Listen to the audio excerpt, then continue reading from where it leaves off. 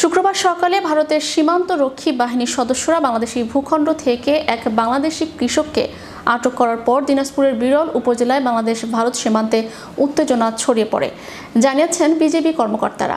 পরে পতাকা বৈঠকের পর ওই কৃষককে বাংলাদেশি কর্তৃপক্ষের কাছে ফেরত দেওয়া হয়। আটককৃত কৃষক মোহাম্মদ আল আমিন দ্বীপনগর গ্রামের রেয়াজ উদ্দিনের ছেলে। সকাল 10:30টার দিকে বিএসএফ সদস্যরা তার কৃষি জমিতে যাওয়ার সময় আটক করে বলে জানা গেছে।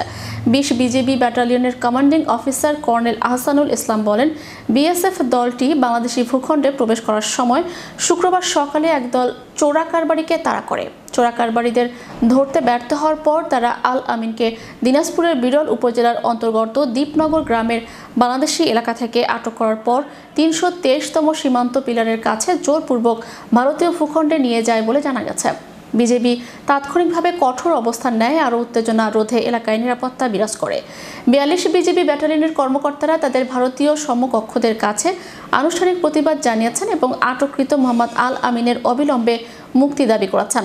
42 বিজিবি ব্যাটালিয়নের commanding officer lieutenant colonel Ahsanul Islam নিশ্চিত করেছেন যে উভয় পক্ষ সমস্যা সমাধানের জন্য একটি পতাকা বৈঠকে সম্মত হয়েছে, যা প্রায় 1 ঘন্টা ধরে শুরু হয়েছিল বিকেল 3:30টা পর্যন্ত। পতাকা বৈঠক শেষে বিজিবি সদস্যরা আল আমিনকে নিয়ে ফিরে আসেন এবং আনুষ্ঠানিক প্রক্রিয়া শেষে তাকে পরিবারের সদস্যদের কাছে হস্তান্তর করেন। যাইতে শোন ওঠো না শোন পাইছে আমার বাংলাদেশে ধরে নিয়ে গেছে আমার ছেলেকে, ওই বিএসএফ এখন কি অবস্থা, এখন নিয়ে গেছে, এখন একটু পাইলাম এখন। হ্যাঁ বিডিআর লাও দেখি যদি ধরে নিয়ে গেছে, বিডিআর লাও এখানে আই চলো, ওরা না পাইলে আমি দেখতে পাইলাম না, জানা তো পাইলাম না। হয় আমাদের কয়েকজন বাংলাদেশি আপনার ভারত থেকে আমাদের দেশে তারা আসে আর কি, কোনো রকম বৈধ কাগজপত্র ছাড়া।